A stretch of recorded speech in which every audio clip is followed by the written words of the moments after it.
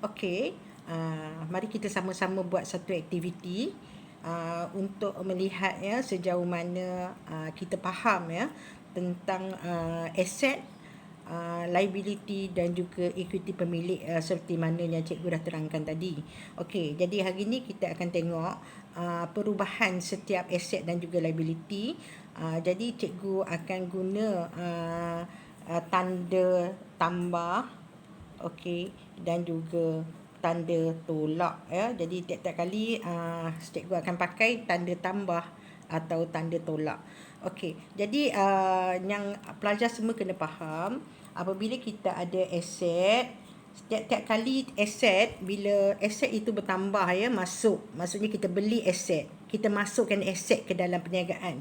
Jadi aset akan bertambah bila kita memasukkan aset ke dalam perniagaan, aset akan bertambah. Bila kita mengeluarkan aset daripada perniagaan, aset akan berkurang. Okey, begitu juga sebaliknya bila ada liability. Bila ada liability dalam perniagaan, ya contohnya awak beli barang, awak tak bayar lagi, liability saya akan bertambah.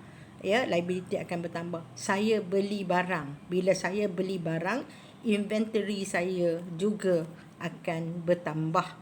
Okey, jadi tengok betul-betul bagaimana cikgu buat soalan ni.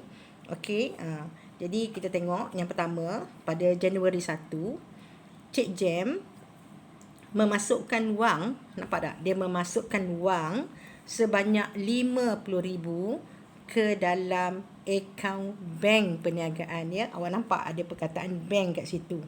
Dia memasukkan 50,000 ke dalam akaun bank perniagaan. Jadi bila dia memasukkan 50,000 ke dalam akaun bank perniagaan, jadi akaun bank dia nanti akan bertambah. Nampak tak cikgu letak perkataan bertambah tu? Akaun bank dia akan bertambah. Okey, tengok istilah tadi. Bila Cik Jem ini adalah merupakan pemilik perniagaan. Dia memasukkan. Ingat tak istilah cikgu sebut tadi? Memasukkan ke dalam perniagaan. Bila masuk apa-apa ke dalam perniagaan, ini kita panggil sebagai modal. Jadi modal akan bertambah. Okey, jelas? Ayat yang pertama, Cik Jem memasukkan. Jadi memasukkan ke dalam akaun bank perniagaan dia sebanyak RM50,000. Jadi bila dia memasukkan, modal akan bertambah. Masukkan ke mana? Ke dalam akaun bank. Jadi akaun bank juga akan bertambah. Okey, seterusnya, beliau juga masukkan lagi apa? Dia memasukkan van. Ya, jadi bila dia memasukkan van akan bertambah dalam perniagaan. Okey, seterusnya dia juga memasukkan apa? Dia juga memasukkan perabot ke dalam perniagaan. Jadi secara tak langsung bila memasukkan perabot juga akan bertambah. Okey, jadi masukkan van bertambah. Masukkan perabot bertambah. Jadi bila pemilik memasukkan ke dalam perniagaan, ini kita panggil sebagai modal. Modal juga akan bertambah. Okey, ya. Jadi nampak tak dia bawa masuk van? Jadi bila bawa masuk van ke dalam perniagaan, van dalam perniagaan akan bertambah.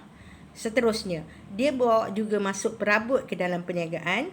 Jadi dalam perniagaan dia nanti perabot akan bertambah. Jadi bila pemilik membawa masuk ke dalam perniagaan, istilah itu je cukup untuk pelajar faham. Bila pemilik membawa masuk membawa masuk apa-apa sahaja milik dia ke dalam perniagaan, jadi ini kita panggil sebagai modal bertambah. Okey, jadi dalam soalan yang pertama ni pada Januari 1, kita akan jumpa 3 aset. Ya, kita akan jumpa 3 aset. Ya, yang pertama adalah bank. Ya, memasukkan ke dalam bank, jadi bank akan bertambah. Yang keduanya van. Van ini adalah kenderaan. Okey, jadi kenderaan juga akan bertambah sebab kenderaan dimasukkan ke dalam perniagaan. Jadi dalam perniagaan ada van dah sekarang ni. Dan seterusnya, dia juga memasukkan perabot ke dalam perniagaan. Okey, jadi bila dia memasukkan perabot ke dalam perniagaan, secara tak langsung dalam perniagaan dah ada perabot sekarang. Dan seterusnya, modal dia akan bertambah. Kenapa modal bertambah? Sebab bila pemilik membawa masuk aset ini ke dalam perniagaan, perniagaan sudah berhutang kepada pemilik. Jadi ini yang kita panggil sebagai equity pemilik. Okey, jadi kita akan plot ini masuk dalam persamaan perakaunan nanti. Jadi ini cikgu bincangkan dulu dengan awak tengok macam mana kita nak selesaikan setiap urus niaga. Kita nak tengok pertambahan dan juga pengurangan, ya. Jadi dalam soalan ini semua bertambah. Aset bertambah, modal pun bertambah. Okey. Tak ada masalah je. Jadi nanti awak akan tengok kenapa modal pun nak bertambah. Jadi takut lagi persamaan perakaunan tak boleh imbang ke? Okey, tak ada masalah. Jadi bila dia masuk dalam persamaan nanti, awak akan nampak dengan jelas. Ya, persamaan ini akan tetap imbang. Okey, kita pergi kepada yang kedua. Katalah pada 3 hari bulan, Cik Jem membeli inventory. Inventory ni cikgu sebut tadi sebagai barang niaga, ya, barang niaga kita yang kita nak jual kepada pelanggan. Okey, jadi Cik Jem membeli inventory. Jadi bila kita beli inventory, jadi inventory kita akan bertambah. Nampak tak? Jadi bila kita beli inventory akan bertambah secara kredit. Ya, secara kredit. Kredit ni maksudnya apa? Kita hutang. Ya, jadi bila kita beli tak bayar lagi. Jadi ABC Enterprise ini adalah merupakan saya punya ABB. Ya, jadi bila saya beli saya tak bayar lagi, jadi ABB saya juga akan bertambah. Kenapa ABB bertambah? Sebab hutang saya. Ya, hutang saya dengan ABC Enterprise semakin banyak lah. Sebab saya beli, saya tak bayar. Jadi saya hutang dengan dia sebanyak RM8,000. Jadi saya ada ABB. Jadi ABB saya akan bertambah sebanyak RM8,000. Dan inventory saya akan bertambah sebanyak RM8,000. Sebab saya beli. Istilah beli. Bila saya beli, maksudnya inventory saya akan bertambah. Bila saya beli secara kredit, ABB saya akan bertambah. Sebab saya hutang, saya tak bayar lagi. Okey, harap jelas ya. Okey, seterusnya katalah 5 hari bulan. Membeli komputer bernilai RM4,000 dan dibayar dengan cek. Saya beli komputer. Jadi komputer ini dalam istilah perakaunan kita panggil sebagai alat pejabat. Okey, dalam istilah perakaunan kita panggil sebagai alat pejabat. Jadi saya nampak tak perkataan membeli. Bila saya membeli, alat pejabat saya nanti akan bertambah. Nampak tak? Ya, saya beli komputer. Jadi alat pejabat dalam perniagaan saya akan bertambah dan dibayar dengan cek. Sebut saja perkataan cek, saya nak pelajar terus nampak perkataan bank. Okey? Jadi, bila kita beli komputer, kita bayar dengan cek, jadi bank kita nanti akan berkurang. Betul tak? Ya, jadi maksudnya bila awak bayar, keluarkan duit daripada akaun bank awak, dalam akaun bank kita makin lama akan susut lah, akan sikit lah sebab awak dah bayar menggunakan cek. Okey, jadi membeli komputer. Jadi bila kita beli komputer, alat pejabat akan bertambah. Bayar dengan cek, maksudnya akaun bank saya nanti akan berkurang. Okey, jadi saya harap awak jelas ya untuk yang ketiga. Seterusnya yang keempat. Okey. Seterusnya yang keempat, tengok kita kata membayar separuh daripada hutang kepada ABC Enterprise dan dibayar dengan cek. Ya, kita membayar. Bila kita bayar hutang, jadi hutang. Siapa ABC? Okey, tengok atas balik. ABC Enterprise adalah merupakan saya punya ABB. Bila saya hutang dia dengan saya akan bertambah. Jadi sekarang bila saya bayar hutang kepada ABC Enterprise, jadi hutang saya dengan dia akan berkurang. Ya, jadi hutang saya dengan dia akan berkurang sebab saya bayar kepada dia. Saya bayar separuh. Saya hutang dia berapa? 8,000. Jadi bila saya bayar separuh, maksudnya saya bayar kepada dia sebanyak RM4,000. Okey, jadi saya bayar dengan apa? Saya bayar dengan cek. Bila sebut cek saja, ini adalah bank. Jadi bila saya bayar, tengok istilah bayar. Okey, bayar. Maksudnya akaun bank saya nanti akan berkurang. Ya, jadi kita akan tolak daripada akaun bank kita sebanyak RM4,000. Kenapa kita tolak RM4,000? Sebab kita bayar kepada ABC Enterprise. Jadi bila saya bayar kepada ABC Enterprise, hutang saya dengan ABC Enterprise akan berkurang. Okey, jadi cikgu harap awak boleh nampak ya yang ni. Jadi kita tengok pada 15 hari bulan. Pada 15 hari bulan, membuat pinjaman bank RM10,000 dan wang itu dimasukkan ke dalam akaun bank perniagaan. Jadi tadi kita dah bincang ya, bila sebut pinjaman adalah saya punya liability, bukan semasa. Jadi bila saya buat pinjaman, hutang saya dengan pihak bank akan bertambah. Ya, maksudnya liability saya akan bertambah ya, sebab saya buat hutang sebanyak RM10,000. Dapat duit RM10,000 tu, saya masukkan ke dalam akaun bank saya. Jadi bila saya masukkan duit dalam akaun bank saya akan bertambah.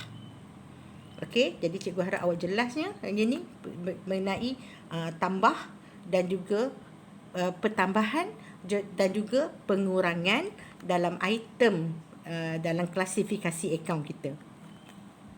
Okey, seterusnya kita tengok pada 22 hari bulan.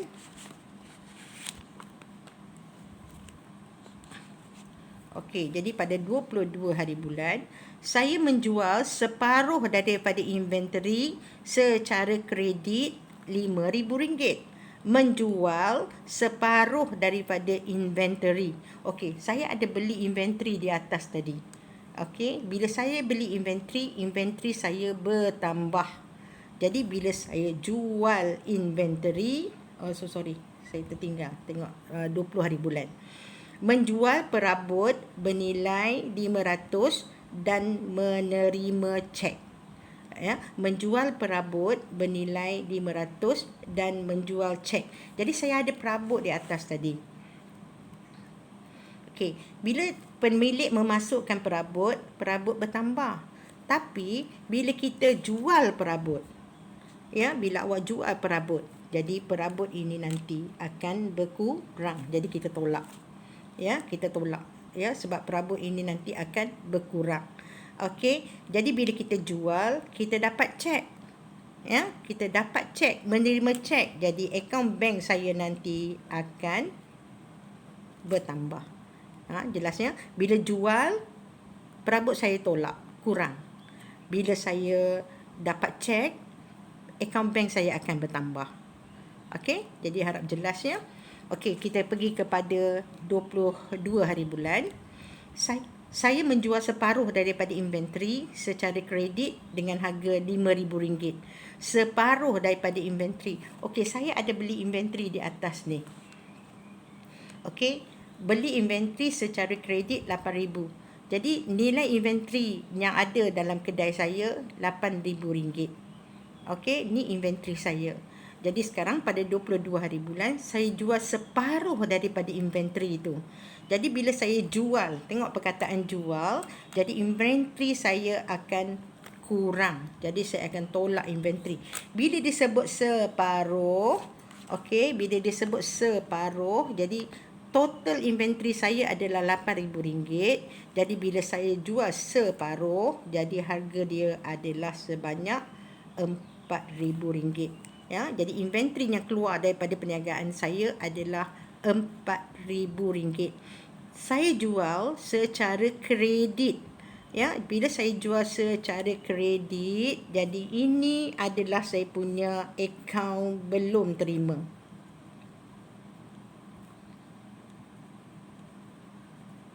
Okey, jadi saya jual kepada akaun belum terima.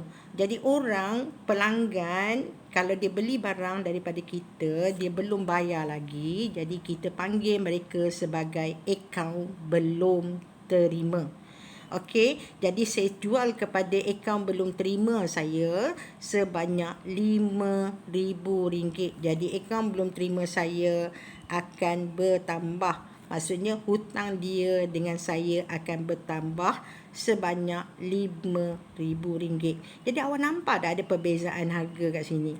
Saya keluarkan daripada inventory saya RM4,000. Saya jual dengan harga RM5,000. Jadi secara tak langsung di sini saya akan dapat hasil. Okey, jadi saya akan dapat hasil sebanyak RM1,000. Okey, jadi hasil akan menambahkan equity pemilik. Okey, jadi awak tengoklah dekat kolom equity pemilik nanti, awak tambahlah sebab ada hasil sebanyak RM1,000. Tengok ya. Inventory yang kita keluarkan RM4,000, kita jual kepada ABT, akaun belum terima kita, dengan nilai RM5,000. Jadi kita untung sebanyak RM1,000. Jadi untung itu kita panggil sebagai hasil, dan hasil menambahkan equity pemilik.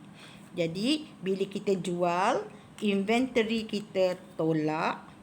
Bila kita jual secara kredit, ABT akan bertambah, dan kita tengok perbezaan harga di antara nilai inventory dan nilai jualan kita. Jadi kalau jualan kita lebih daripada nilai inventory kita, kita akan untung, dan di situ kita akan dapat hasil. Okey? Dan akhir sekali, pemilik mengambil inventory RM200 untuk kegunaan keluarga. Ya, pemilik mengambil inventory, ambil inventory. Jadi apa jadi dengan inventory kita? Akan berkurang. Jadi awak tolak. Ya, jadi inventory akan kurang. Jadi awak tolak daripada inventory awak RM200. Ambil, nampak tak? Pemilik mengambil, ya. Ada perkataan mengambil, pemilik mengambil. Jadi ini kita panggil sebagai ambilan. Okey, jadi apa-apa saja yang pemilik ambil untuk kegunaan keluarga atau diri sendiri, ini kita panggil sebagai ambilan. Jadi ambilan ini akan mengurangkan equity pemilik. Ya, jadi ambilan mesti tolak, ya. Tengok daripada catatan yang cikgu bagi tadi, di bawah equity pemilik. Bila ada ambilan, tolak. Bila ada modal, tambah, ya. Jadi bila ada modal, tambah. Bila ada hasil, tambah. Bila ada belanja, tolak. Jadi itu cara kita nak buat urus niaga. Kita nak tengok kesan urus niaga, sama ada dia bertambah atau berkurang. Selepas ini cikgu akan tunjuk kepada awak bagaimana cara kita nak memasukkan setiap item yang kita dah bincang ni tadi ke dalam persamaan perakaunan.